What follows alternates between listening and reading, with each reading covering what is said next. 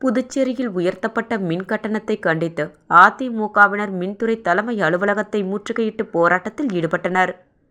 புதுச்சேரியில் வீடுகளுக்கு முதல் 100 யூனிட்டுக்கு ரூபாய் 2.25 என இருந்த கட்டணம் 2.70 ஆகவும், 101 முதல் 200 வரை ரூபாய் 3.25 இருந்ததை 4 ரூபாயாக உயர்த்தியும், 201 முதல் 300 வரை ரூபாய் 5.40 இருந்த பின் கட்டணம் 6 ரூபாயாகவும், 300 யூனிட்டுக்கு மேல் மின்சாரம் பயன்படுத்தும் வீடுகளுக்கு கட்டணம் ரூபாய் 6.80 7.50 உயர்த்தப்பட்டது.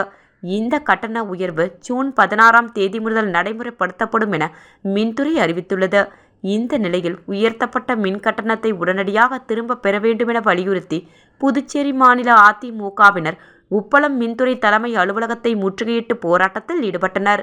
மாநில செயலாளர் அன்பழகன் தலைமையில் நடைபெற்ற முற்றுகை போராட்டத்தில் நூற்றுக்கணக்கான அதிமுகவினர் கலந்து கொண்டு உயர்த்தப்பட்ட மின் கட்டணத்தை உடனடியாக திரும்ப பெற வேண்டும் என வலியுறுத்தி கண்டன கோஷங்களை எழுப்பினார்கள்.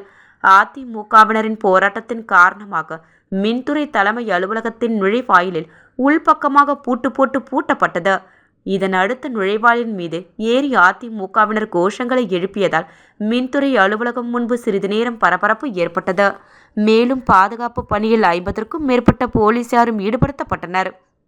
இதுபோன்று உயர்த்தப்பட்ட மின்கட்டணம் உயர்வை திரும்ப பெற வேண்டுமென வலியுறுத்தி சுயேட்சை சட்டமன்ற உறுப்பினர் நேரு உள்ளிட்ட சமூக அமைப்பினர் போராட்டத்தில் ஈடுபட்டனர் என்பதும் குறிப்பிடத்தக்கது.